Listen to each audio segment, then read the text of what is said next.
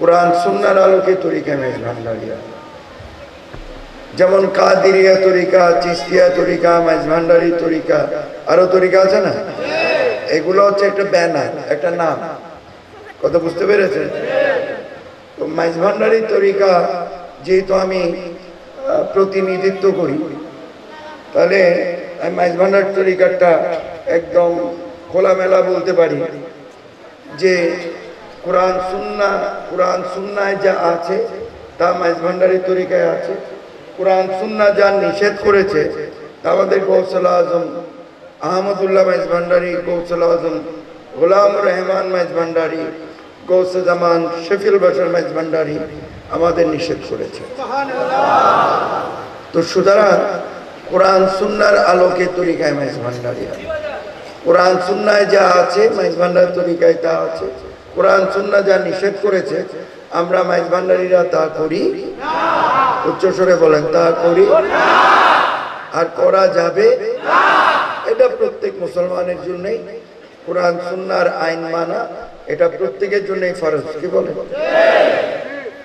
প্রত্যেক মুসলমান নর নারীর জন্যই কি মনে রাখবেন। মাহফিলে এসেছেন কিছু শেখার জন্য, জানার জন্য, তাই আমি এখানে বসেছি কিছু বলার জন্য। সুতরাং আপনারা প্রত্যেকেই মনোযোগ দিয়ে বয়ানটা শুনবেন, বসে বয়ানটা শুনবেন।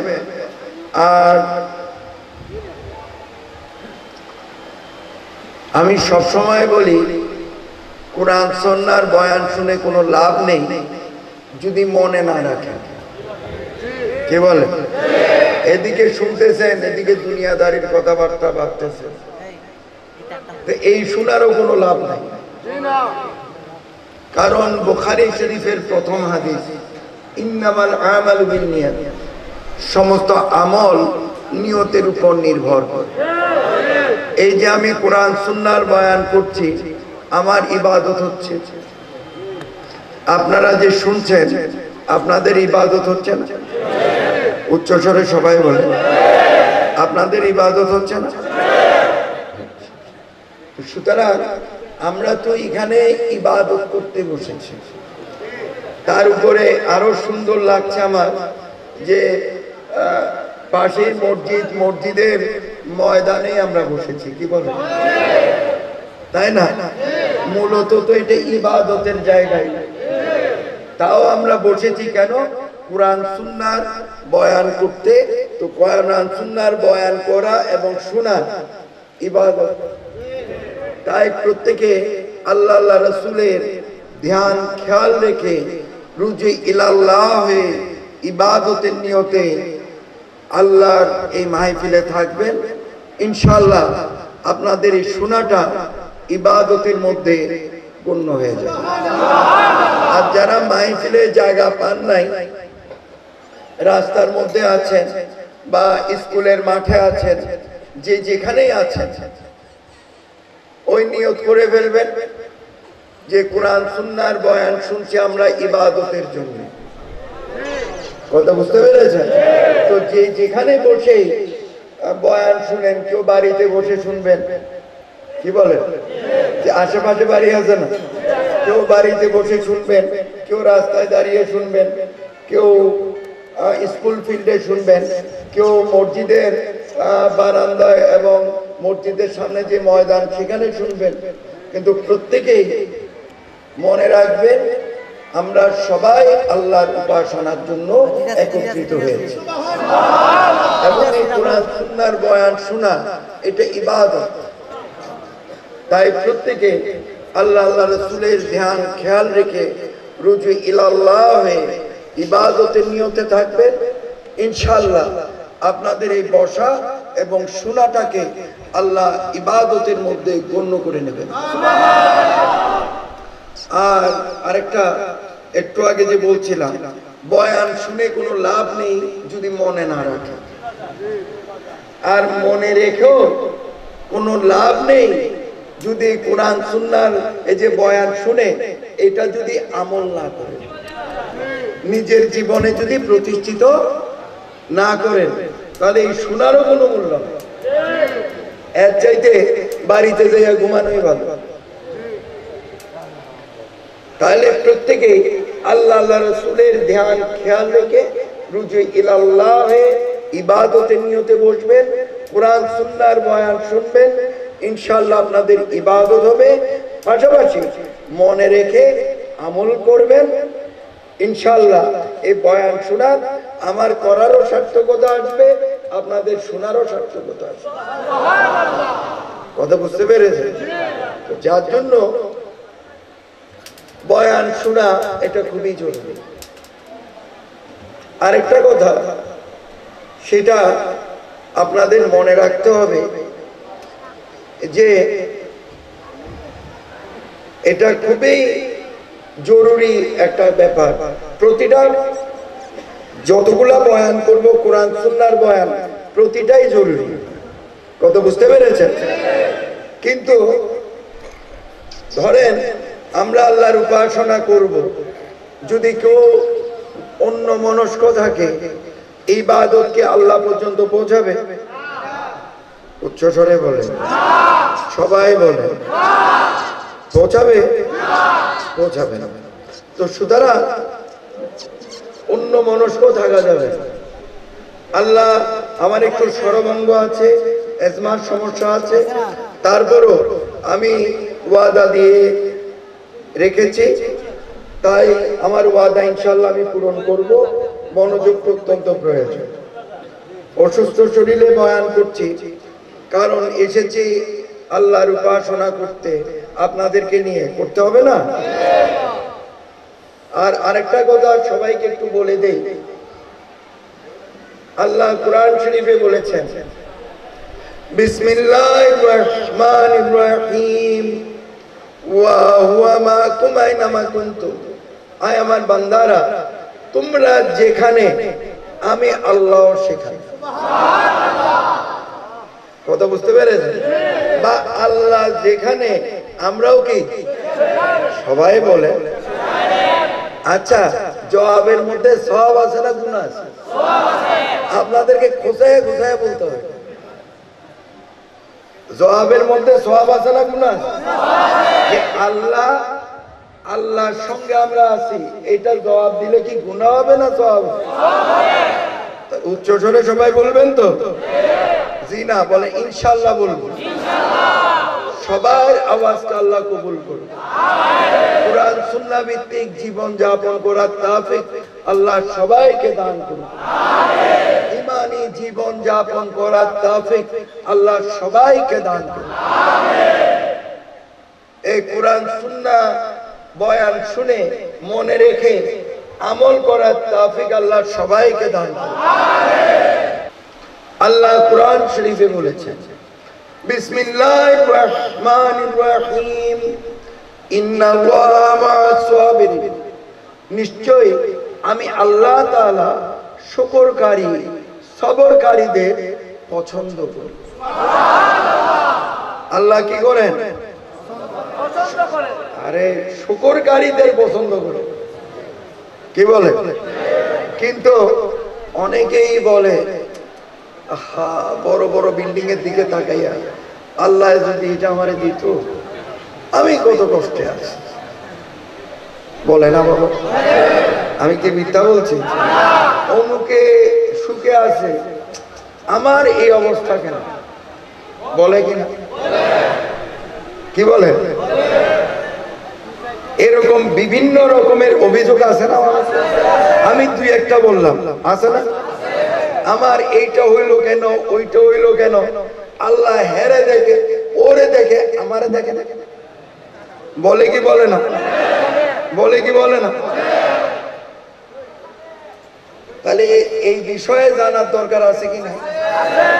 আল্লাহ বলছে আল্লাহর প্রতি আকৃষ্ট করার জন্য, কারণ আল্লাহর ওয়াহিদাত, একত্ববাদ, একত্ববাদের উপর আমাদের দৃঢ় ঈমান থাকতে হবে, দৃঢ় বিশ্বাস থাকতে হবে। কথা বুঝতে পেরেছেন? ওই যে গ্রাম অঞ্চলে আপনার শীতকালে শিশির পড়লে কচু পাতার পানির উপর একটু শিশির জমে একটু পানি দেখা যায় না? কি বলেন আপনারা? দেখা যায় না? বাতাস আসলে এটা কি হয়? পড়ে যায় না? তো ইমান কি এরকম হইলে চলবে? ইমান কি এরকম হইলে চলবে? কচু পাতার পানির মতো? আল্লাহর ওয়াহদানিয়তের উপর, একত্ববাদের উপর আমাদের দৃঢ় ইমান রাখতে হবে। বলতে হবে সমস্ত উপাসনার মালিক হচ্ছেন আল্লাহ, সেজদার মালিক হচ্ছেন আল্লাহ, কুল্লু মখলুকাতের মালিক হচ্ছে কে? আল্লাহর উপর যত বড়ই ইমানের উপর হামলা আসুক, যত বড়ই অত্যাচার হোক, কিন্তু আল্লাহর প্রতি দৃঢ় ইমান আমাদের থাকতে, কোন ঝড়ে, কোন বাতাসে, কোন শয়তানি ওয়াসওয়াসায় যেন ইমান নষ্ট না। উচ্চ স্বরে বলেন না। আল্লাহ সবার আওয়াজকে কবুল করুন। তাহলে লক্ষ্য করে দেখেন, আল্লাহ কোরআন শরীফে বলেছেন, আল্লাহ ওয়াদা করেছেন আমাদের সাথে কি? বিসমিল্লাহির রহমানির রহিম, ফাযকুরুনি আযকুরকুম। মুমিন বান্দারা, তোমরা আমি আল্লাহর জিকির করো। যদি তোমরা আমি আল্লাহর জিকির করো, আযকুরকুম, আমি আল্লাহ তোমাদের স্মরণ করব। ওয়াদা রব্বুল আলামিন, আল্লাহ আমাদের সাথে ওয়াদা করেছেন, যদি আমরা আল্লাহকে স্মরণ করি তাহলে আল্লাহ আমাদের স্মরণ করবে। যদি আল্লাহর জিকির আমরা করি তাহলে আল্লাহ আমাদের স্মরণ করবে। ওয়াদা রব্বুল আলামিন, আল্লাহর ওয়াদা। আমি একটা আয়াতে কারিমার প্রথম অংশটুকু বলেছি, দ্বিতীয় অংশটুকু আবার বলছি। দ্বিতীয় অংশটুকু হচ্ছে ওয়াশকুরুলি ওয়ালা তাকফুরুন। আয় আমার বান্দারা, তোমরা আমি আল্লাহ শুকর আদায় করো। ওয়ালা তাকফুরুন, আমি আল্লাহ তোমাদের যে নাজ ও নিয়ামত দিয়েছি, আকাশ বাতাস বৃক্ষ আদি তরুরাদি থেকে শুরু করে, চন্দ্র সূর্য গ্রহ নক্ষত্র থেকে শুরু করে, জীব জন্তু থেকে শুরু করে, কুল্লু মখলুকাতের উপর আমি আল্লাহ, আল্লাহ বলছেন, আমি আল্লাহ যে দয়া মেহেরবানি তোমাদের উপর রেখেছি, এবং আমি স্বয়ং আল্লাহ তোমাদের সঙ্গে থাকি। আল্লাহ বলেছেন আমি স্বয়ং আল্লাহ তোমাদের সঙ্গে থাকি। এত করুণা, এত দয়া, এত রহমত আল্লাহ দান করেছেন। তাহলে আমরা আল্লাহর রহমতের উপর ভিতরে ডুবে আছি না? নিমজ্জিত হয়ে আছি না? উদাহরণস্বরূপ, মাছ পানি ছাড়া বাঁচতে পারে? পানি ছাড়া বাঁচতে পারে? অনুরূপ ভাবে আমরা আল্লাহর রহমত ছাড়া বাঁচতে পারবো, যার জন্য আল্লাহ আমাদের সঙ্গে আছে। বান্দার কি অসুবিধা হইল না হইল এটা আল্লাহ দেখেন। কথা বুঝতে পেরেছেন? এটা আল্লাহ কি দেখেন। তারপরও যদি কয় আল্লাহ আমারে যদি এইটা দিত, ওইটা দিত, এর জন্য আল্লাহ বলছেন আমি আল্লাহর ওয়াহদানিয়তের উপর ঈমান রাখো, কিন্তু কুফরি করব, কাফেরদের অন্তর্ভুক্ত হইও না। তাহলে কি করতে হবে? আল্লাহ যার যার যোগ্যতা অনুযায়ী আল্লাহ তাকে ধন সম্পদ দান করেন, যার যার আমল অনুযায়ী আমল আল্লাহ কবুল করেন না। কি বলে? তাহলে যার যতটুকুন যোগ্যতা আছে আল্লাহ তাকে ততটুকুন দান করে। উচ্চ স্বরে বলে, তাই না? আল্লাহ এই জোরে জোরে কেন বলতে বলি জানেন আপনারা? হ্যাঁ, ওয়াসওয়াসিল খান্নাস, শয়তানের ওয়াসওয়াসা। যেখানেই ইবাদতের হবে সেখানেই শয়তানের কাজ অ্যাক্টিভ হয়ে যায়, শয়তানের কাজ বাইরে যায়। বলেন নাউজুবিল্লাহ। দেখবেন মনটারে ঘুরাইয়া কালকের কর্মসূচির দিকে নিয়ে যাবে, এদিক সেদিকের দিকে মনটা নিয়ে যাবে, যাতে এই মনের ভিতরে শয়তান ঢুকার ক্ষমতা শয়তানকে কে দিয়েছে? উচ্চ স্বরে বলেন।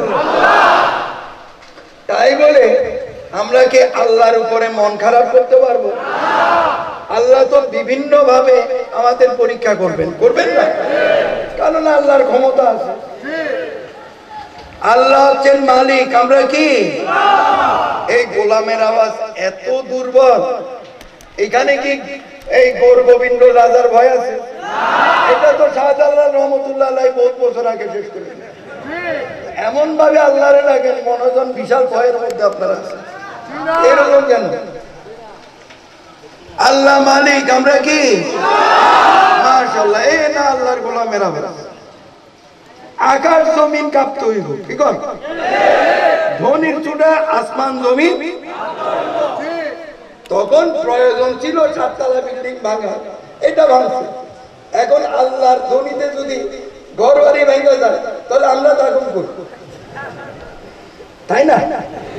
তখন দরকার ছিল আল্লাহ প্রদত্ত ক্ষমতা বলে উনি ভাঙছেন। কিন্তু এই যে আল্লাহ বলে চিৎকার হয়ে ডাকা, এটার মধ্যে আলাদা একটা শান্তি আছে না?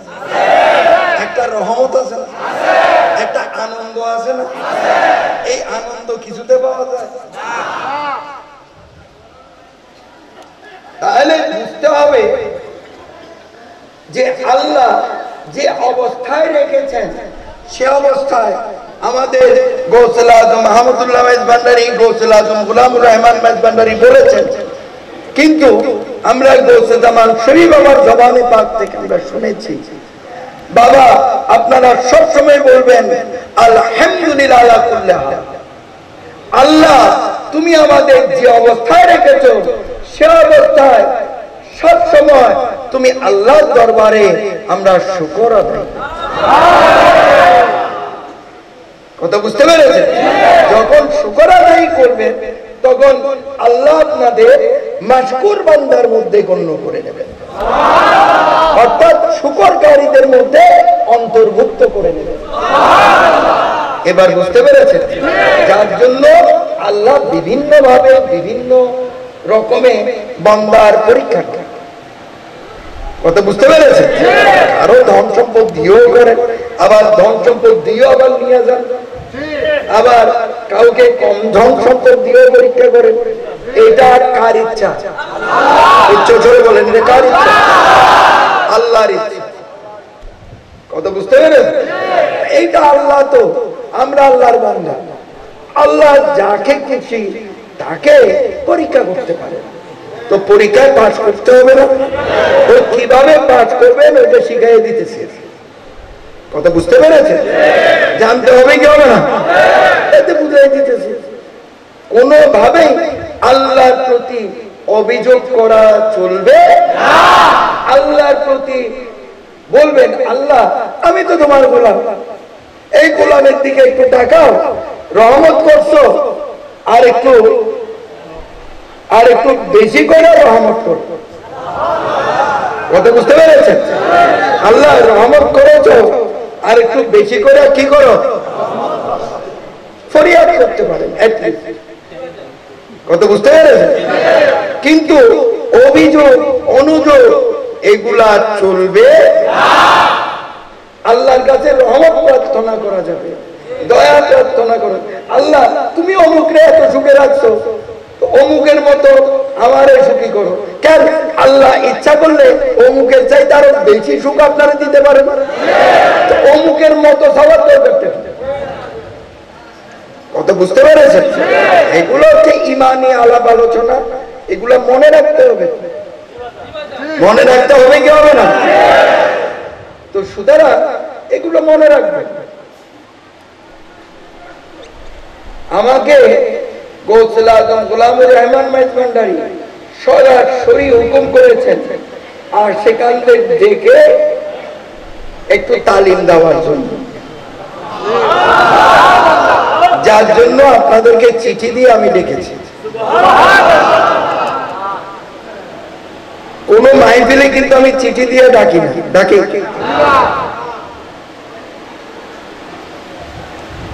বিশেষ বিশেষ মাহফিলে হয়তো চিঠি দেই। যেমন সিলেটের রেজিস্ট্রি ময়দানে যখন মাহফিল করছিলাম তখন চিঠি দিয়েছিলাম, কি বলে? হ্যাঁ, আজকে বেঁচে নাই মোসাব্বের এমপি সাহেব গেছিল, তারপরে আমাদের এডভোকেট সাহেবের নাম মারুফ চৌধুরী সাহেব গেছিল, এরকম আরো অনেক এডভোকেট সাহেব ছিল না, ওনারা আপনাদেরকে সংঘবদ্ধ ভাবে গেছেন, আপনারাও বিভিন্ন জায়গা থেকে গিয়েছেন না, গিয়েছেন। তো তখন চিঠি দিয়েছিলাম, এর মাঝখানে তো আর চিঠি দেই নাই, কি বলে? সফর সূচি দিয়েছি, কোন দিন কোন জায়গায় মাহফিল, কি বলে? সূচি দিয়েছে। কিন্তু এইভাবে চিঠি দিয়ে বাবা ভান্ডারী বলেছেন বলে কি চিঠি দিয়েছি? তাহলে গুরুত্ব দিয়ে শুনতে হবে না? পাশাপাশি আল্লাহর বান্দা যারা যারা মাইজভান্ডার শরীফে বায়াত হন নাই কিন্তু শুনতে এসেছেন, এই কথাগুলো তো সবার জন্য, কি বলে? কোরআন সুন্নাহর আলাপ সবার জন্য না, আর কোরআন সুন্নাহর বাইরে তো কোনো এলেম থাকতে পারে না, জ্ঞান থাকতে পারে না। সমস্ত জ্ঞানের উৎস হচ্ছে কোরআন সুন্নাহ। কথা বুঝতে পেরেছেন? সুতরাং এর বাইরে তো কোনো বয়ানও নাই। সেটা মাইজভান্ডার শরীফের মুরিদের জন্য যেরকম দরকার, মাইজভান্ডার শরীফের মুরিদ না যারা তাদের জন্য দরকার। আর আমি তো বয়ান করি সবার জন্য। কথা বুঝতে পেরেছেন?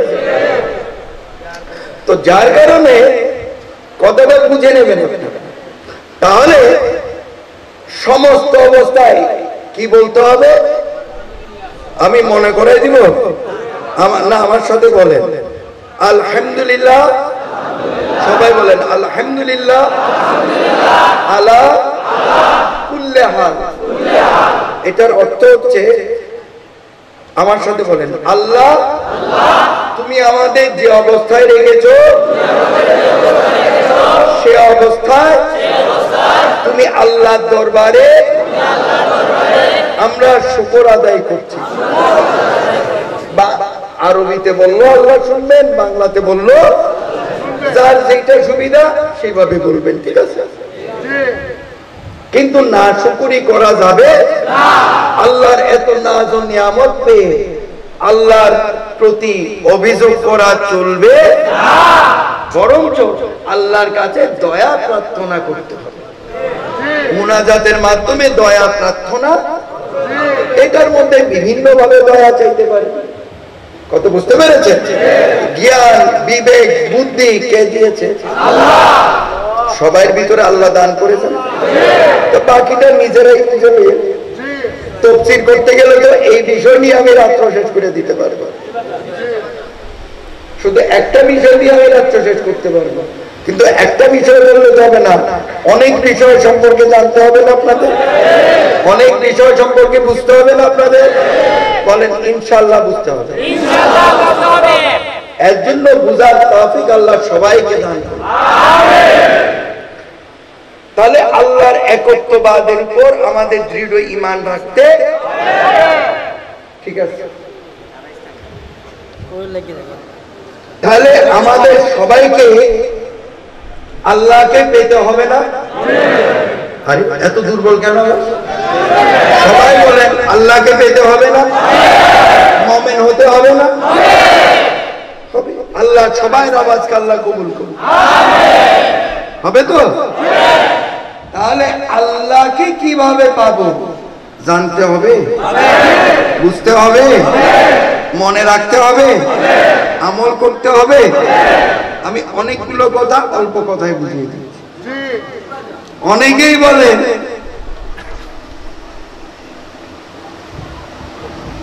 সরাসরি আল্লাহকে পাওয়া যাবে। আরে আচ্ছা, তার মনে বলে তো, অনেকে বলে সরাসরি আমরা আল্লাহকে পাবো, কোনো মাধ্যমের আমাদের দরকার।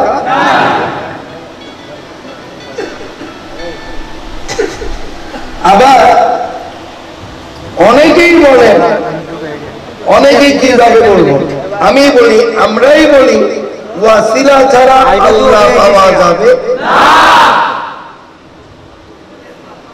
ফায়সালা দিবে কে? আল্লাহ তো দিবেই। ফায়সালা দিবে কোরআন সুন্নাহ, কোরআন শরীফ। কি বলে? ফায়সালা দিবে কে? কোরআন শরীফ যদি ফায়সালা দেয় এটা কার ফায়সালা? কারণ সরাসরি তো আল্লাহ আইটা বলতে আসবে না। কথা বুঝতে পেরেছেন? আমি একটা উদাহরণ দেই, তাহলে খুব অল্প কথায় আপনাদেরকে আমি বুঝাইতে পারব।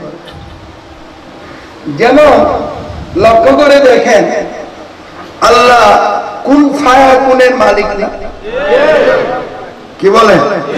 কুন ফায়াকুনের মালিক না? হও বলে হইয়া যায়, ধ্বংস কইলে কি বলেন? নূহ নবীর আমলে ধ্বংস করে দিয়েছিল। আবার নূহ নবীর কিস্তিতে উঠাইয়া যাদেরকে আল্লাহ বিশ্বাসী তাদেরকে আল্লাহ রক্ষা করেছিল। তাহলে আল্লাহ কুন ফায়াকুনের মালিক না?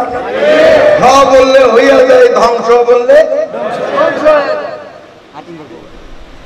আল্লাহ যদি বলতেন যে সমস্ত পৃথিবীর ইনসান সৃষ্টি হইয়া যাও, হইয়া যাইত? কি বল? হইয়া যাইত না? অর্ধেক নর হও, অর্ধেক নারী হও, হইয়া যাইত?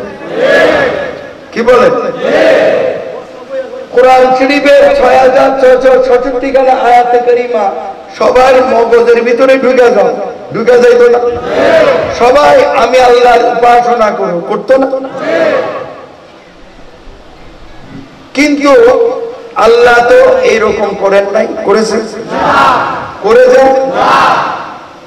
কারণ আল্লাহর ইচ্ছা হয়েছে আল্লাহ ওয়াসিলার মাধ্যমে আল্লাহকে প্রকাশ করবে।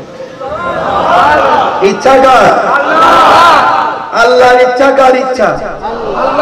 আল্লাহর ইচ্ছা, আমাদের ইচ্ছা, বান্দার ইচ্ছা। এই আল্লাহর ইচ্ছা কার ইচ্ছা?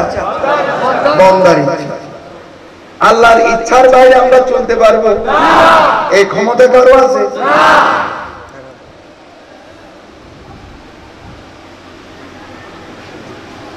তাহলে লক্ষ্য করে দেখেন, আল্লাহর ইচ্ছা হয়েছে আল্লাহর ওয়াসিলার মাধ্যমে প্রকাশিত হবে, যার জন্য আল্লাহ হযরত আদম আলাইহিস সালামকে সৃষ্টি করলেন, তারপর মা হাওয়াকে সৃষ্টি করলেন।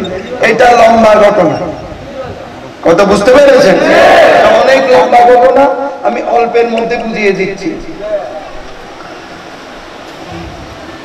আল্লাহ ইচ্ছা অনুযায়ী, যেহেতু আল্লাহ আগেই বলেছেন বিসমিল্লাহির রহমানির রহিম, ওয়া ইয ক্বালা রাব্বুকা লিল মালাইকাতি ইন্নী জাইলুন ফিল আরদি খলিফা। আল্লাহ জমিনের জন্য, এই মাটির জন্য খলিফা বা প্রতিনিধি তৈরি করেছেন। আয় ফেরেশতারা তোমরা কি বল? পাঠাইতেছে। কথা বুঝতে পেরেছেন? খলিফা সৃষ্টি করেছে কে? কিসের জন্য? জমিনের জন্য। কি বলে? হ্যাঁ, এখন মা হাওয়া বাবা আদমকে আল্লাহ রেখেছেন কোথায়? কথা বুঝতে পেরেছেন? একটা ওয়াসিলা দিয়া আল্লাহ পৃথিবীর জমিনে আদম আলাইহিস সালামকে পাঠাইতে হবে না? কি বলে? পাঠাইতে হবে না? একজন নবী বলতে পারেন আল্লাহর কাছে যে আল্লাহ আমি গুনাহ করেছি, আমার নফসের উপর গুনাহ করেছি, আমি এই করেছি সেই করেছি, বলতে পারেন। এর জন্য আল্লাহর নবীকে আমরা গুনাহগার বলতে পারবো? পারবো?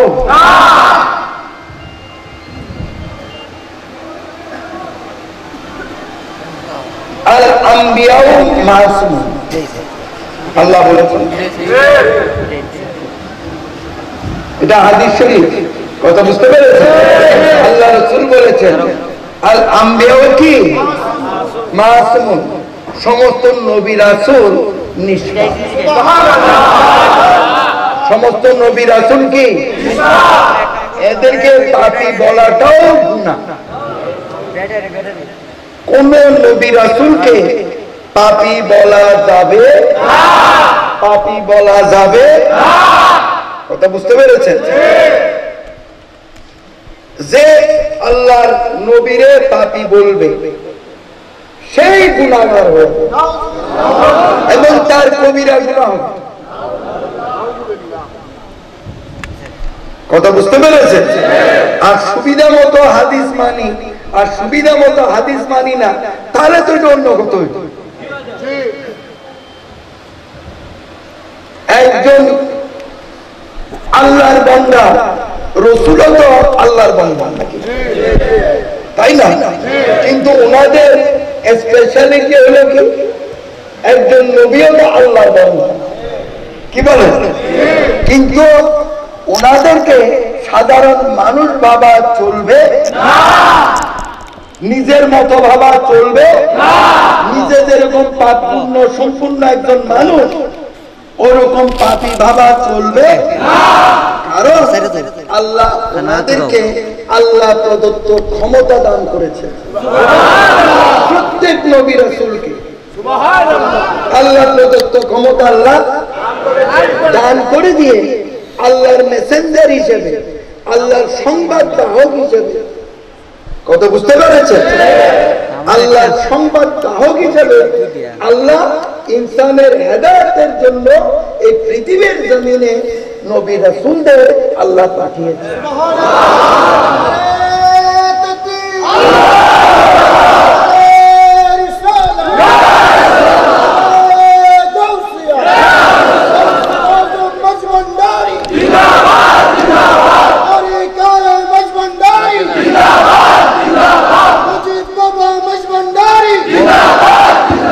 যার কারণে নবী রাসূলদের পাপ পুণ্যর হিসাব করবে কে?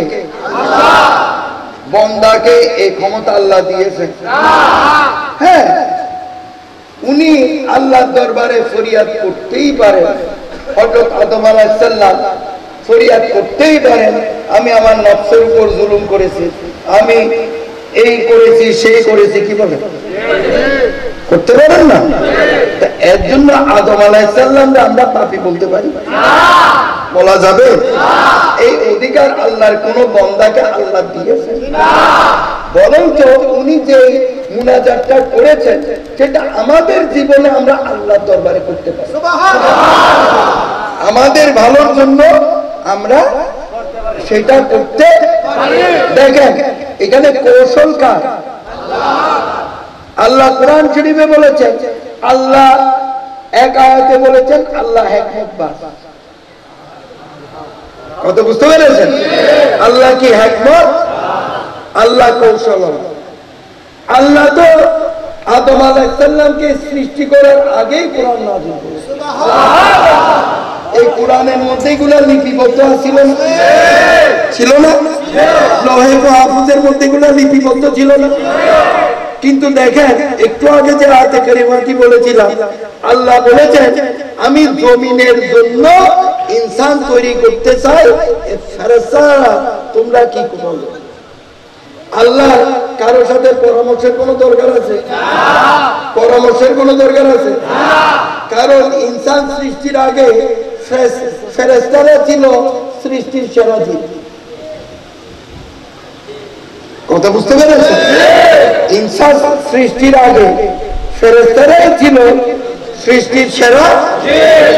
এখন কারো থেকে কেউ যদি একটু সেরা হইতে চায়, বিরোধিতা হওয়াটাই তো স্বাভাবিক, কি বলে? বিরোধিতা করাটাই কি? তখন ফেরেশতারা কইল যে আল্লাহ এই ইনসান তুমি সৃষ্টি করতে চান, আল্লাহ আপনি ইনসান সৃষ্টি করতে চান, এগুলা দুনিয়ায় এসে মারামারি করবে, কাটাকাটি করবে, ওয়া ইয়াসফিকুদ দিমা, মাথা ফাটাইয়া আপনার জমিনে লাল করে দিবে, রক্তে লাল করে দিবে। বর্তমানে কিছু ইনসান করে না? মানুষ হত্যা করে না? চুরি ডাকাতি করে না? অত্যাচার ও বিচার করে না?